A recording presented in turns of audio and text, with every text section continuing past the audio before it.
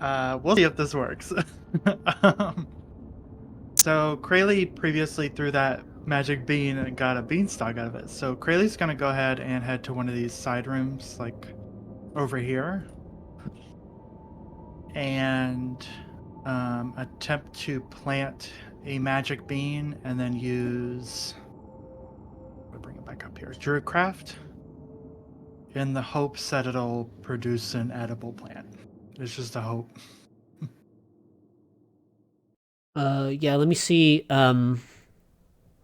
Plant it in dirt or sand and then water it. Let me see if there's a room Okay. that would be like best for that. I think this room is maybe I can't remember. It might be this one with the sarcophagus or these well, let me pull the I just wasn't sure if like Druidcraft would work in tandem. uh well, do you have anything that you can conjure like dirt or sand with? Actually, I don't. I Okay. can excavate with mold earth to see if Yes. there's any dirt underneath the stone. That would work for sure. Okay. Yeah, I'll do that then. So you could actually, I also have earth tremor, yeah. which could like crack the ground. Do you let anyone in on your plan, or do you kind of just wander off and attempt this? As much as I would love Trevor, Krayley does do it alone. Okay. Um, Krayley's a little worried about the results. you know, you guys have identified the magic bean, so you kind of have an understanding of their capabilities, and you do know clearly that these beans have a potential to, you know, create some food, which the priestess here has said that is going to be soon become a problem for all these hungry mouths to feed. Going out into Avernus and scavenging, you know, is likely quite dangerous, and you kind of meander off, and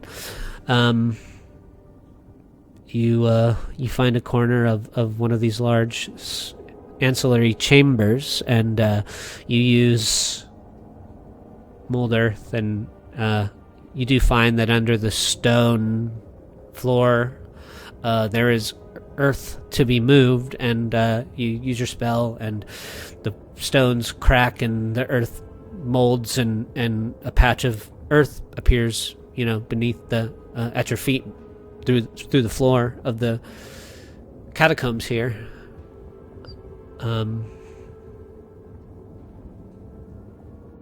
You know, it's not like loose, plentiful, bountiful, loose farming soil, but it's enough. And you cover up one of the beans, and you probably sneak a bit of water from the pools of holy water, and you pour them in there. I'm going to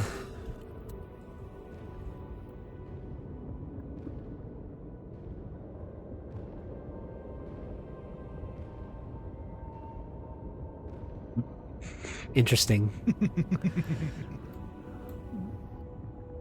So many results.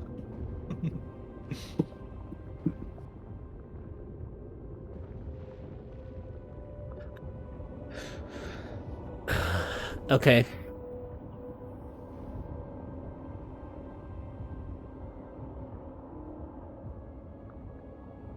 There is a little patch of flowers that start to proliferate out from the little spot that you planted the bean, and out of that, this like small twig begins to come up and kind of spiral out of the ground, and the tip of that twig quickly becomes more of a log, and spidering out from kind of cracking and breaking the stone are these big roots that begin to kind of bust up out of the ground. And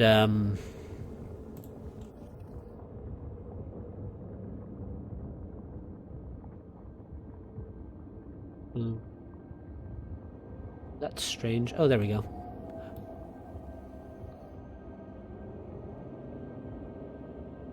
And then a large... It just keeps growing and growing, and for a second you think, you've conjured another beanstalk. But eventually what you're standing before, and after a few moments, the rest of you begin to kind of hear this loud breaking sound of like stone being cracked off in the other room nearby, and eventually you're standing before this massive, huge limbed tree, and it has a face, and it looks down at you, Corelli, and it swipes its hand down and grabs you and pulls you up to kind of look at you face to face, and it says, "Who are you, Herringon, to interrupt my slumber?"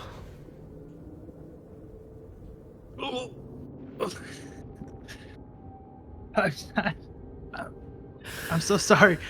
There I was, peacefully basking in the evening glow, surrounded by fields of flowers, birds and butterflies flittering in my branches.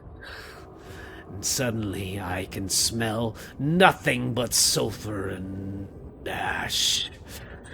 This uncomfortable place makes me ill.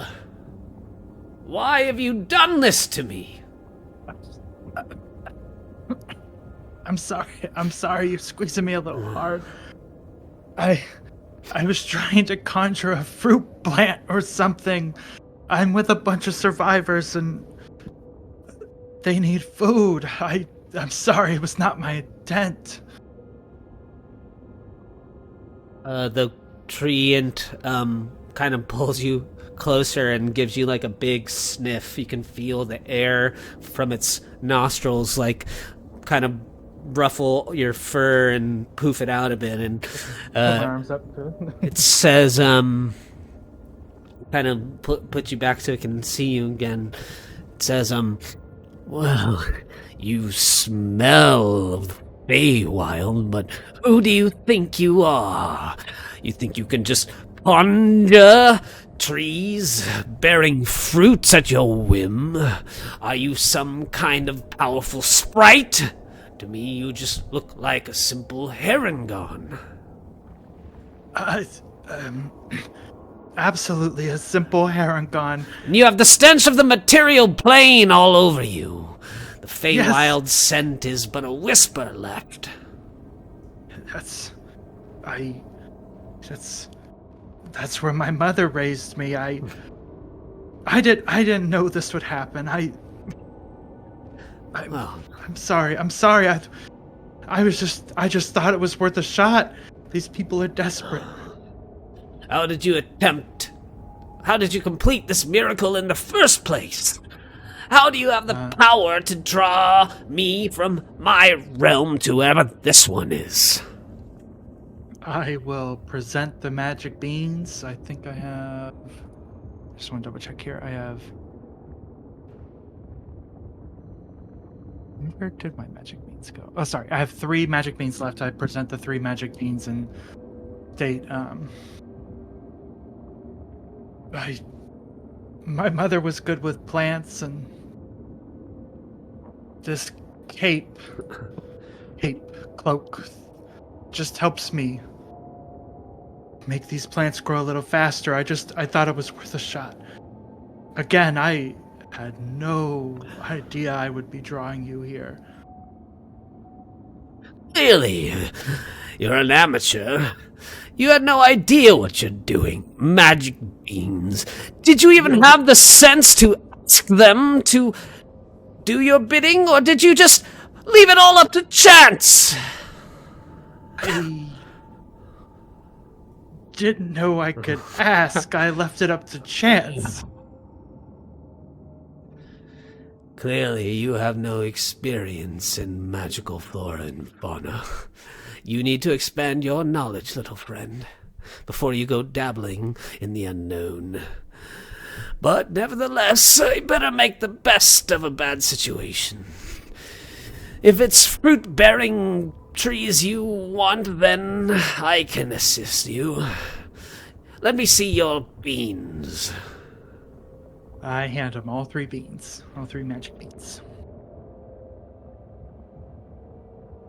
It scoops them up in its other massive paw, and it brings them up to its face, and you hear him whisper. What languages do you speak? Sylvan? Really? Yes. Yes, I do speak Sylvan and Common. That's it. Sylvan is a language, that you've heard your mothers use from time to time, but it's not like maybe you necessarily grew up being fluent in it. But you hear the treant in Sylvan begin to whisper to the beans, and it says, "Little magic beans, please lend me your ears. I require fruit to feed the masses. Use your magic that you hold inside you. Magic of the earth and the wind. Magic of the Feywild. Sprout what we need and give us your bounty." And it casts the beans into the floor, now in the many veins of earth that are showing themselves from the roots of the tree that sprouted up, and they begin to grow. First kind of little tendrils of vines kind of in a hedge around the room, and before they're all done, you see the bushes kind of burst with berries and little other various fruits and things from the Feywild, things you don't necessarily recognize. You see, all you need to know, little Herringon, is how to ask. And if you do it kindly and your spirit is true, the Feywild always answers. I apologize again for bringing you here. To ask bluntly, is it really that simple? Well, maybe not for a Herringon that spent its life growing like humans grow. But for your kind where I'm from, yes, their tie to nature's magic is strong. I will certainly keep that in mind, but what matters is you helped save these people. Thank you. Well, This is exactly what they needed.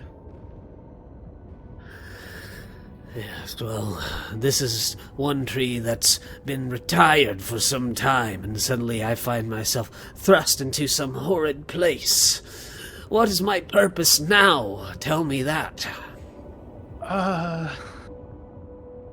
Is there a way to send you back, friend? And I don't even know your name.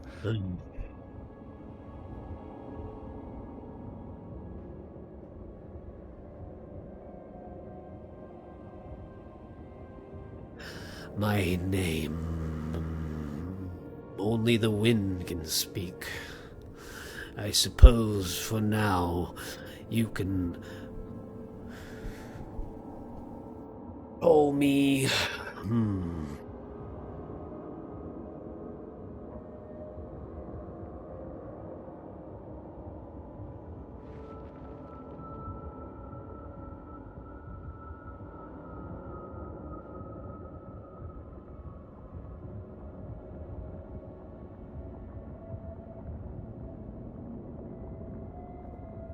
Gnarled the Wise.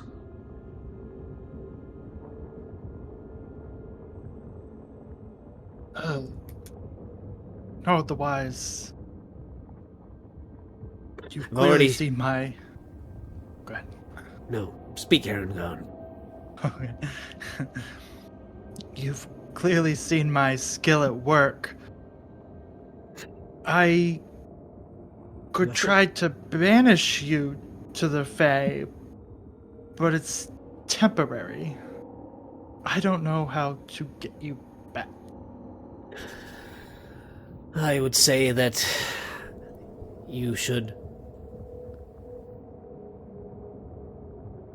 probably limit your experimental magics to once per day until you smell more of the Feywild. I would suggest that you don't try anything too hasty. I wouldn't want to be turned inside out, you know. I understand. I brought you here and I don't know how to get you back.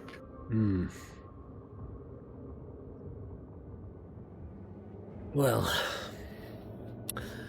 one thing you should know about the Feywild is that stranger things than this happen all the time. So, I won't hold it against you for long. But perhaps when we find an appropriate way to return, you can come with me and learn more about your own roots. That way you won't make mistakes like this again. I would appreciate that, Gnarled the Wise. I don't have anything to offer you. What Well, will you do? for the time being, I suppose, I will tend this haphazard grove. I think the survivors of this event would appreciate that. Where are we, by the way?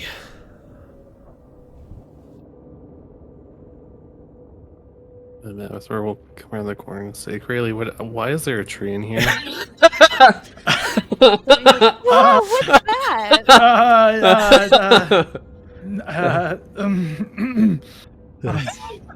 Gnarled the Wise, these are my companions and closest friends. His name is Gnarled the Wise. Gnarled the Wise, this is Mavithor and Sylvie.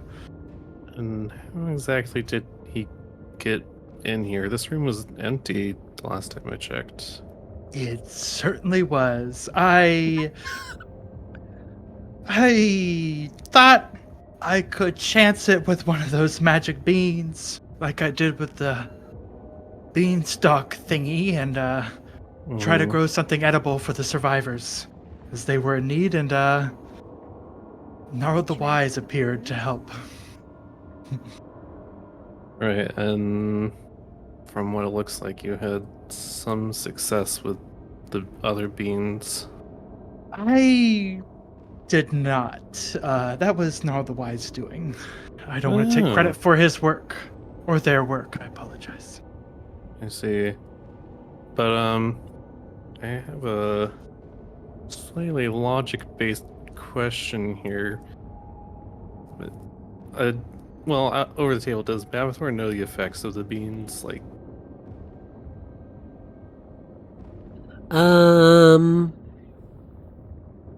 In what sense? because I was just looking through the list of the effects of these beans, and I couldn't help but notice number 100 would be pretty nice if Gnarled could control it. Ah.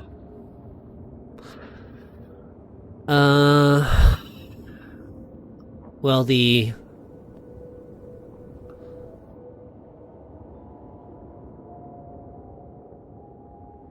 Gnarl may be able to give some wisdom on the beanstalk. Right.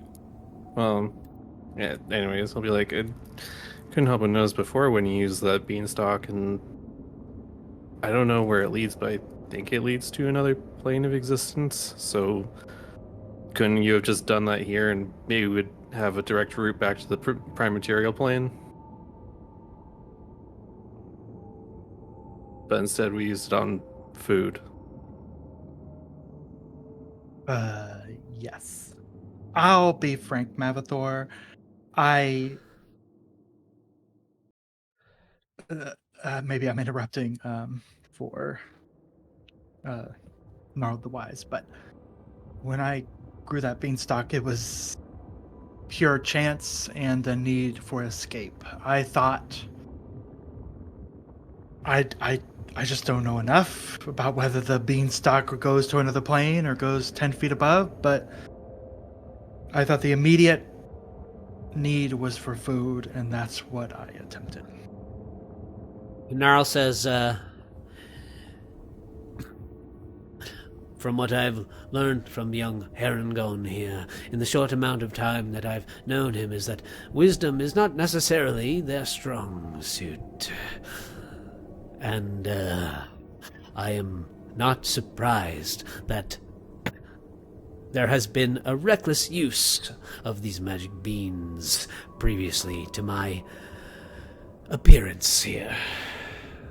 Yeah, I guess that also goes for intelligence, because that would have been a great way to just get home, but Were I I guess we're stuck here. Were I to make my way closer to the beanstalk you are speaking of, if their origin was indeed from another one of these beans, I could perhaps discern for you where it leads. If it's a place that I've been before. But I would have to come in direct contact with it. Do we have a wheelbarrow?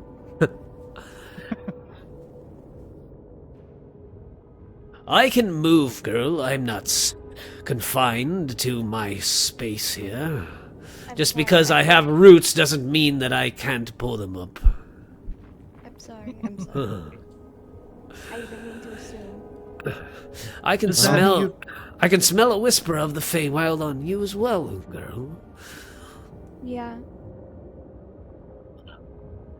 You say that with a hint of sadness in your voice. Has it been too long since you have wandered the forests of home? I've actually never been there. I was born in the material plane. That saddens me deeply.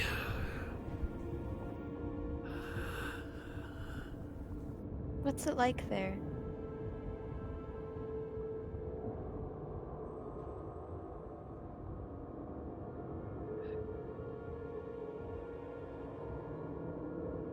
There are so many ways I could choose to explain what it is like in the Feywild.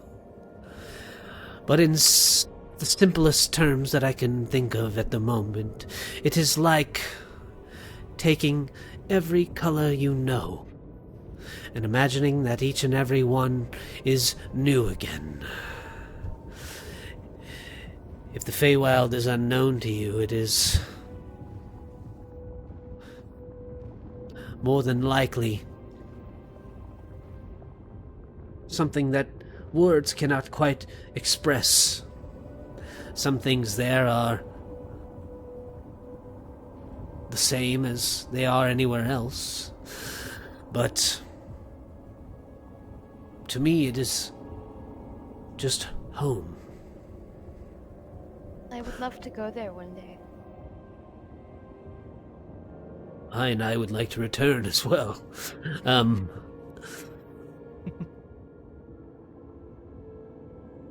I would be more than happy if we find some way back to be your guide and show you all the wonders that your home has to offer.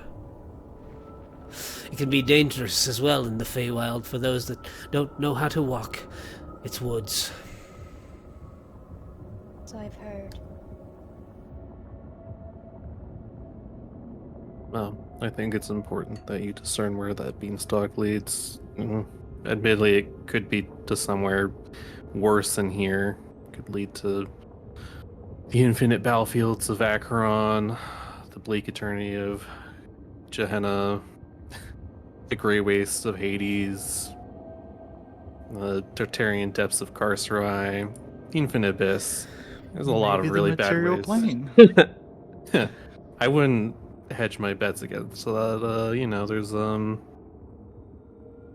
a lot of other planes aside from the prime material. The Herringon I can smell was born in the Feywild. If the beans left his little paws, I would imagine that the magic that was used to grow them might have been a path to home. Wishful thinking, but okay. Well, I don't mean to deviate from this plan, but do we still wish to look for older Ravenguard before we check the beanstalk? I suppose that might be our best option. We should make sure he's okay. Yeah, for all we know, it could just lead really far up and nowhere else. Well,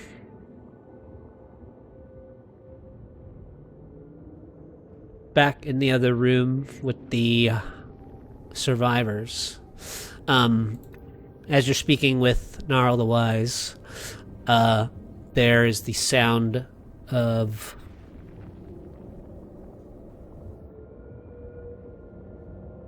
an explosion, like a fireball, going off. And then there are wails of pain and screams, as then in all of your heads you hear a voice. The voice says, "Your hope is lost. Your faith is vain. Your savior, the Raven God, has succumbed to chaos. His ward, born Lightheart, has fallen to one of your own. To fight against chaos is futile. In the end, you will be consumed by your bestial nature." And, there are screams of horror in the other room. You can hear people yelling for help, and whoever's still wearing a pin, which I guess is all of you now, you hear Dolos's voice shortly after, that says, "Guys, something is here, and, you should come." Yeah, Max, we'll run on over, see what the commotion is about. You can see that, one of the cisterns holding holy water has, sort of exploded. The, area around it is blackened and charred, and, the holy waters that were inside of it are sort of still kind of evaporating, in a cloud of mist that's sort of dispersing out. Some of the survivors that were near the cistern are nothing more than blackened husks, and the rest have kind of cowered away to the edges of the room.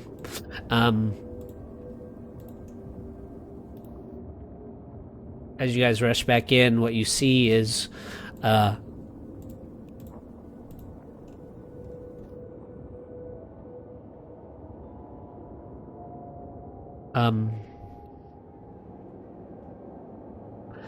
this large pillar of flame, but inside the pillar, you can kind of see this dark skeletal structure. It is the creature is tall and gangly, and it almost looks like the where the skull is. There's like a large blackened pair of shadowy horns that come out of either side of its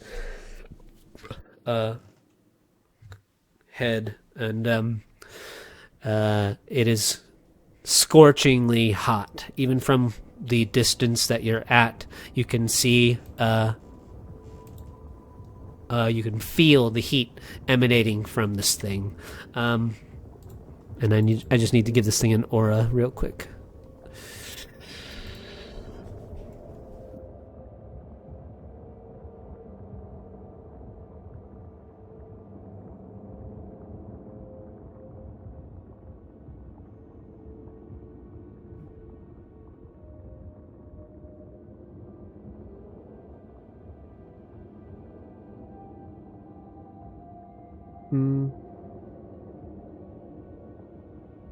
Here we go. Oh, God. So anything currently like in the little area of that aura has been all those survivors are these blackened husks, corpses on the floor. They're kind of imprints of their bodies just like burned into the stone.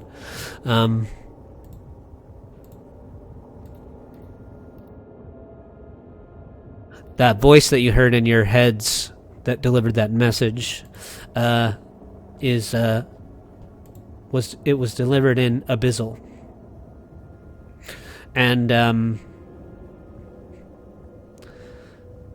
I would say that maybe anyone proficient in religion could make a religion check.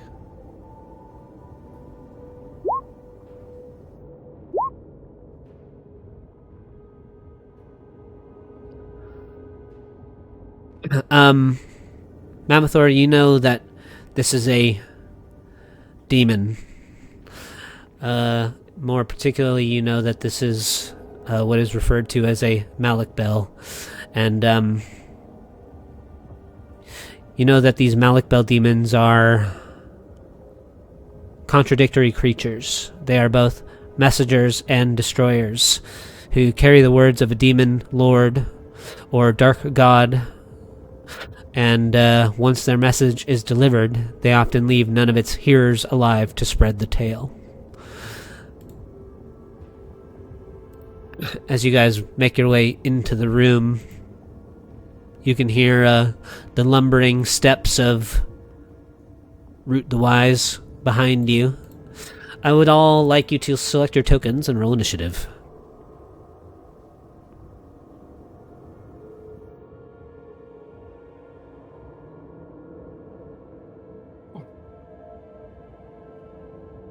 Oh, man. Oof. We're also slow.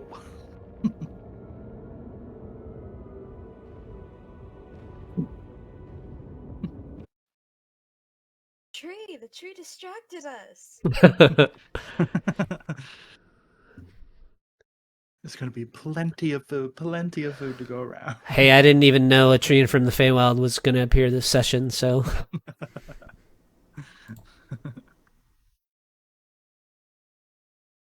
I did roll to get the result of the magic bean you planted, and I did roll because there's a 50% chance that the treant could be evil or good, and I did roll for that as well.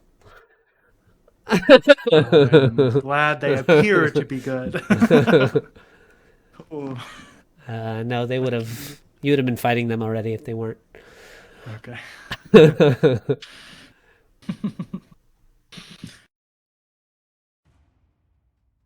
You all receive an abyssal message delivered by a demon lord. The messenger is now going to try and consume you.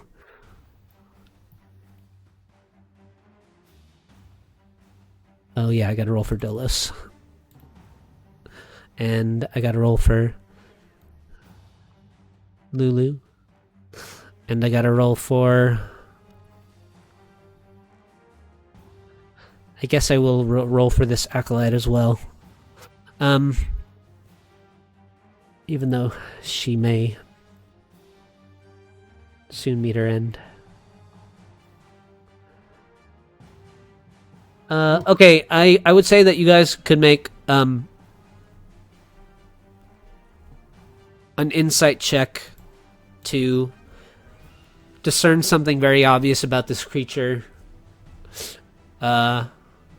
before combat begins. Oh, come on. What's with my... What's with these tens?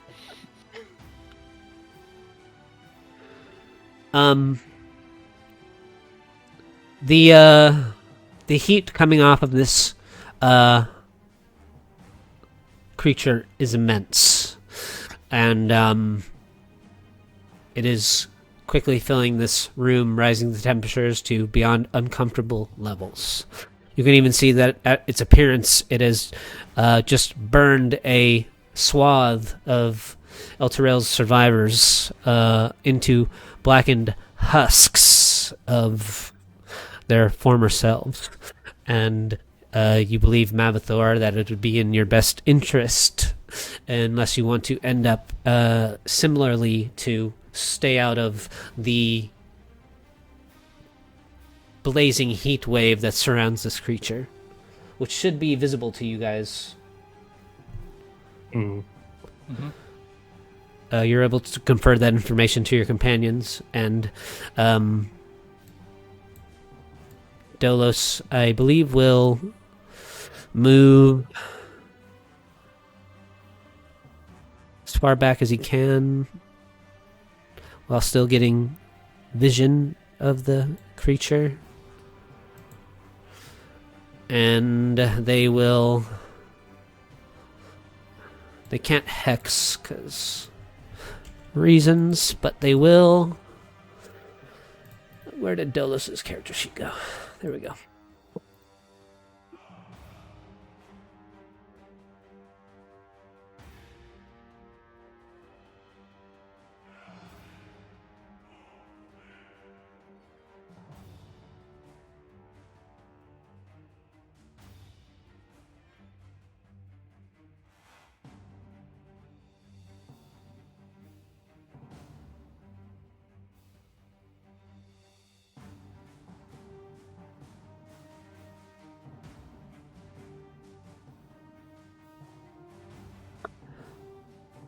Okay. They will cast protection from evil and good on themselves.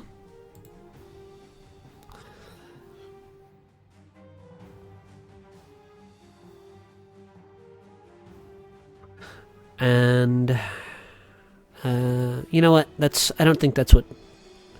I think they're gonna Eldritch Blast twice. Sorry. I feel like that should be.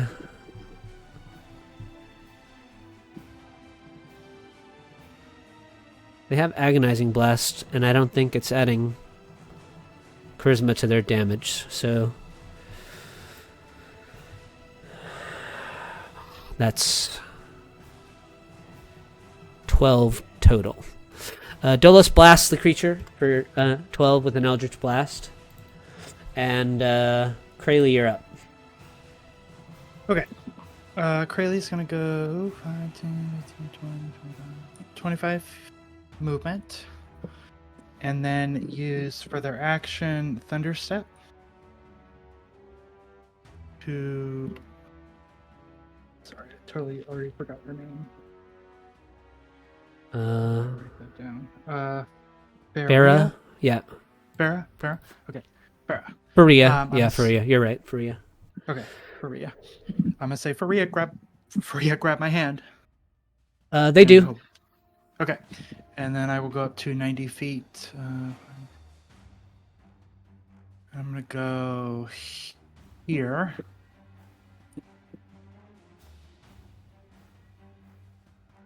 And then I would like to action surge now. I don't think anybody was within 10 feet for me to actually damage. Lulu actually is technically in range of Thunderstep to take damage.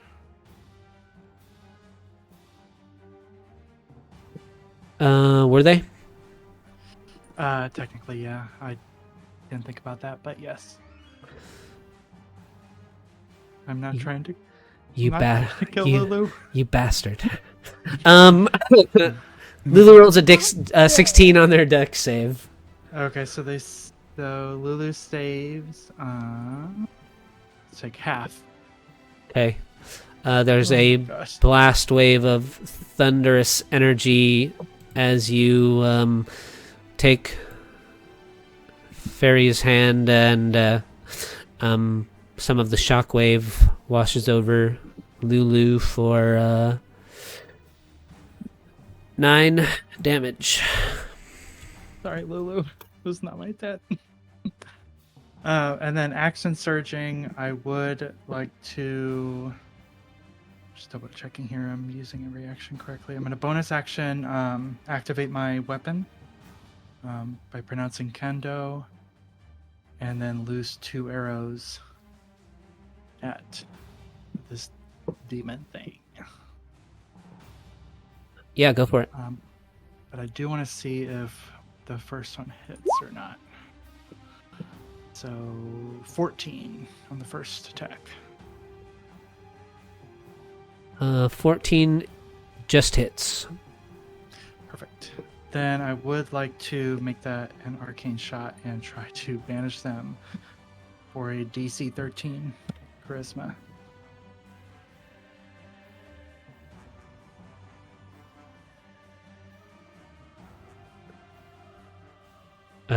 They roll a 9. Oh, you guys can see this one. So it is banished until the end of its turn to the Feywild. All right. Until the end of its turn. Yes. Could I use? If not, that's fine. Let me ask you a question about that. Yeah, for sure. Does it say anything about what they can do on their turn while they're in the Feywild? Great question. Let me just double check. I pretty much just copied the text verbatim. Okay. Because it's till the end of their next turn, right? Yes, and they are incapacitated. Incapacitated. Okay, that's all I needed to know. Yep. I technically had another attack for that, but I wanted to see if I could just instead shout something to everybody. I know I took a lot of actions, but I just want to confirm. That's okay. Did you want to do your full damage before you banish it? Yes, definitely. Yeah, so just make another attack roll. Okay. Wait, hold on. Because the way the way I read it is that like the arrow hits, does its damage, and then I choose whether to activate it as an arcane shot. Well, Right. actually, my question is, I just kind of breezed past this. I wasn't really even thinking about it. Sorry. The belt, the Thunderstep, is that using that in action? Yes, but I chose to use action surge. Oh, right. That's right. Yeah. There you go. Okay, gotcha. Yeah. Yep. Yeah, just make another attack roll. Okay. Because you can just banish on the second arrow, right? Yes. Yeah. That's what Okay. I'll just banish. 16, 17, 16, 10, 26. Okay, cool. I'll make sure that I do the correct amount of damage to it. And then I just would like to shout, everyone deeper into the catacombs. I don't know if catacombs is the right term. The dungeon. Catacombs is the right term. Okay. Okay. I will just resolve that a little bit before I move on from you. Okay. Because it is good advice and will probably win you some karma points. Okay. They start fleeing the other direction.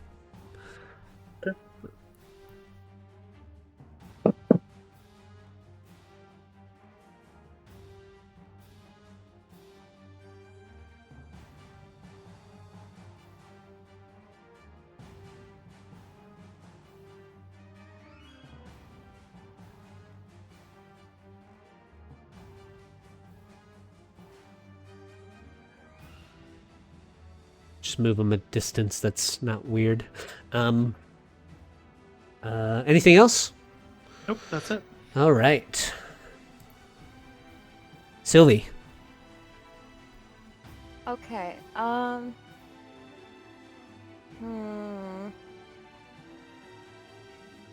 Okay, I think I'm gonna use my bonus action to dash. Hold on, let me see something.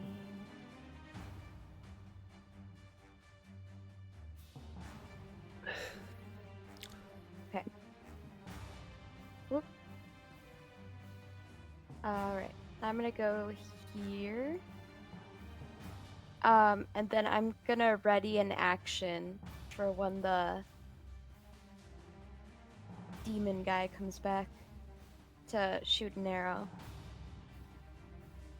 Oh, yeah. Nice. Ready in action for when Demon Guy appears. So, at the end of his turn, he does just that. And so, in the same space that he was in, he reappears. In the spot where he was standing, the stone is just like melted. It's almost like a smooth pool of glass almost. The heat is so intense at the position that he was. When he reappears, you are able to fire your shot.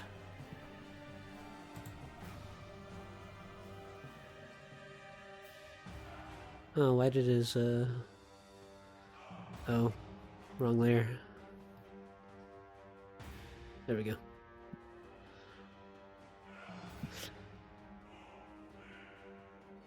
So your ready action takes place. You can shoot. Okay. Awesome. I'm gonna use a +1 arrow too.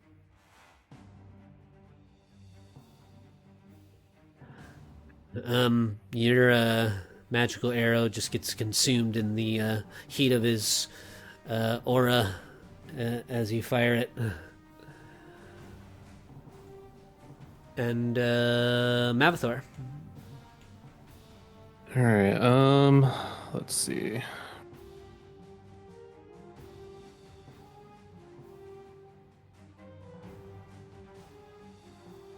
All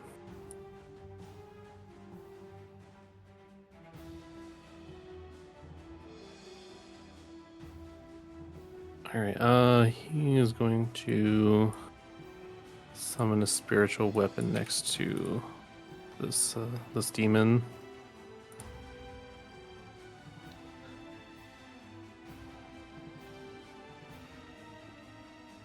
Attack him. Wow, that's terrible.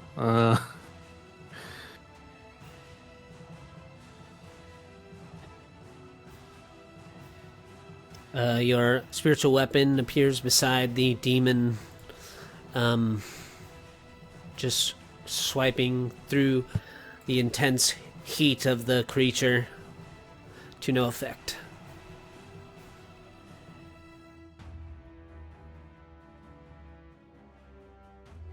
Alright, well, I guess I'll move back and end his turn. Alright. Lulu,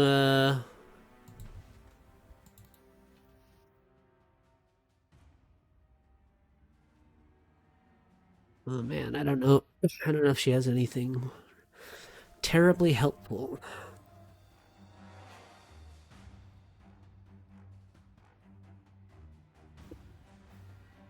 Oh, shoot.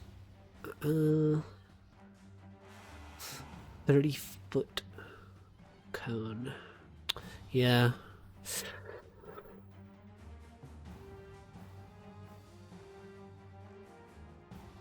Lulu says, "You guys, that's too close together. If that thing gets near you, you'll be burned alive." And she's like yelling at the two of you over there, Sylvie and Crayley. She floats her way back towards some of the survivors, putting them in her little aura of influence. The priestess that you saved ran with the others. She is exhausted of her limited... well, actually, you know what? She moves to... She moves to the edge here. And she will cast Bless on you, Crayley. Nice. Very nice.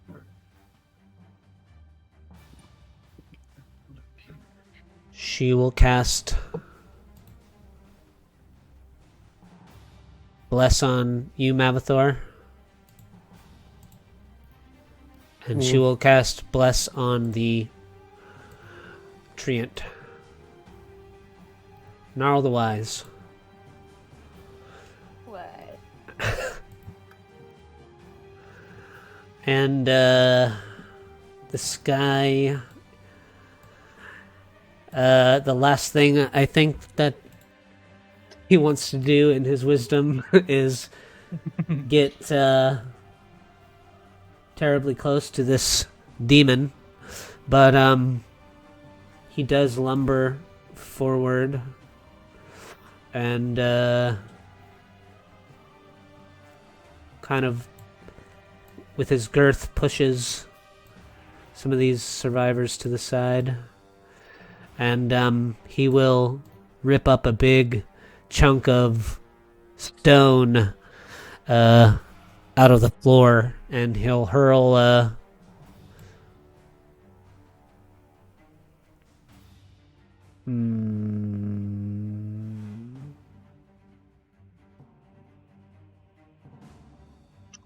he can't quite get that far. He'll move to here for now, and he'll ready an action that if the demon appears within his line of sight, he will hurl a slab of stone that he's ripped up from the floor at the demon. Dolos will do a couple more Eldritch Blasts.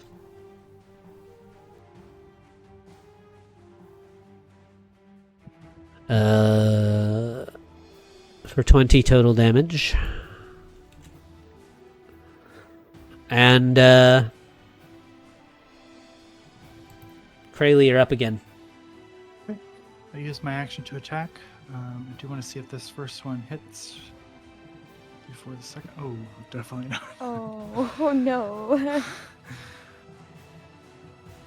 then I will use the second attack for that action. Yeah, the heat of the aura, you fire your bow, and the presence of this demon and the heat, its heat, it just sucks all heat into itself, and it like deactivates your flame feature of your bow. Deactivation? Deactivates, yeah. Okay. But 15 will hit. Your second attack will hit. Okay. So then minus the fire damage because it is no longer activated. And then since it hits, I would like to use my last arcane shot to use grasping arrow on the demon. So it'll take an extra 2d6 poison damage being hit. Okay. Which I will roll right now. If my thing will work. So 8 poison. And then speed is reduced by 10, and it'll take slashing damage if it moves its turn. But on its turn, it can try to use strength athletics to get out of it.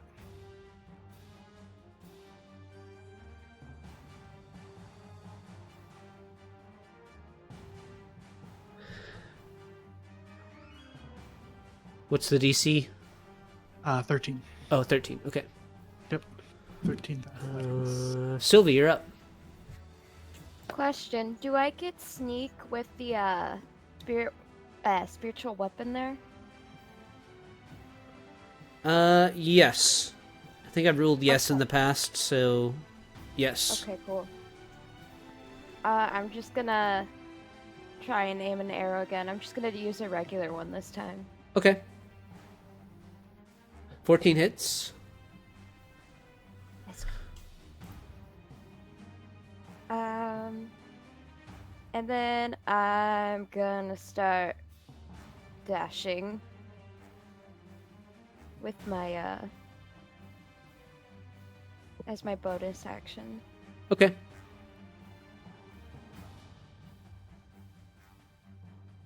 Here. Actually, right here. Okay. And that'll be my turn.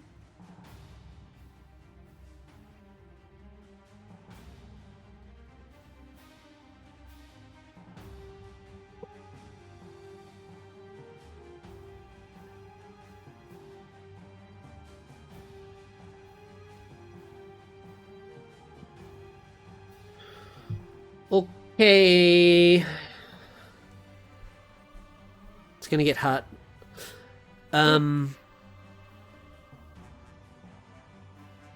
There's sort of a whirl of flame. The sound of the creature is just like roaring fire. It sounds like a house burning down. I don't know if you've ever seen a house burn down, but it sounds like a house burning down. And this terrible sound rips across the room, and in a blink, the creature appears here. Oof. And No.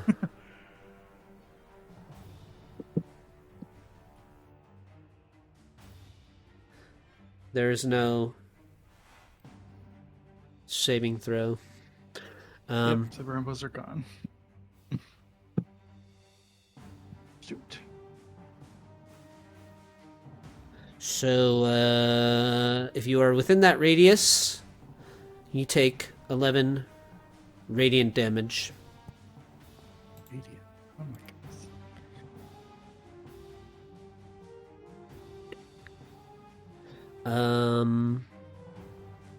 And in an instant, all of those survivors Make it back home, safe and sound. Is Our Gnarled turn. okay? yeah, he takes the damage. He's a treant, so he's a chunky boy. Okay. No, not the survivors. His the creature's just, this is like the, out of character, this creature is like a CR9, but this is where the effects of action economy just become apparent. It's that if a creature is generally outnumbered, you just have stuff that can lock it down and make it difficult for it to do damage to you. You know what I mean? So, action economy is like the better balancing factor. But this creature has a purpose. It came here to send a message and then kill you all. I could make this fight harder on you, but this fight could go the other way, with dice rolls. It just is what it is. Here, I'll show you guys my, I do one of these every time that I session prep. This is my session blueprint. This is my session prep for this week because I just had no time before. This is the only thing I had planned, was this one single fight. Nice. The creatures are all burn away, or the survivors all get burned into little black husks. You guys feel the intense radiance of the heat of this creature. It's beyond fire. It is turned to radiance. The heat is so hot. And fortunately for you all it can do is teleport. If it chooses to do so. So Mavathor, you're up. All right. Let me think here for a second. One thing I will tell you is, now that you've done some of this damage to it, it is immune to fire and poison. Ooh.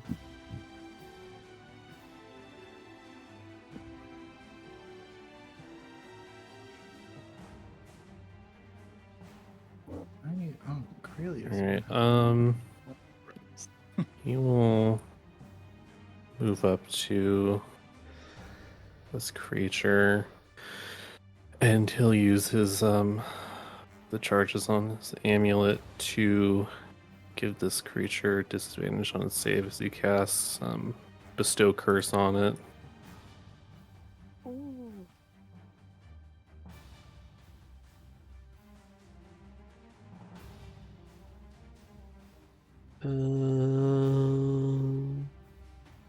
Wisdom save? And DC 15 at disadvantage. Wow, double crit. Holy cow. I have throughout the years of D&D, I have a reputation for this kind of thing. Well, it was worth a shot. Spiritual weapon will. Any other instance it would play out. Moves 20 feet in your direction. Yeah. Okay. On the start of the demon's turn, if you are still within its aura, you will take the damage again. Boy. Do we all know that? You do now. Okay. Yeah. It's like the creature's version of, spirit guardians. Except it's bigger. Just a little bit bigger radius, yeah.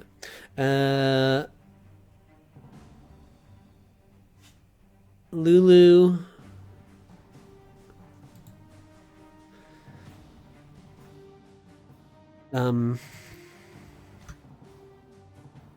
Now that she's within the little aura,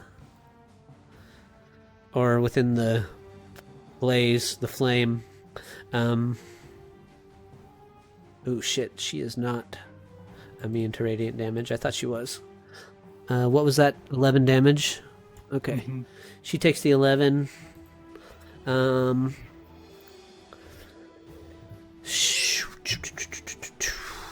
And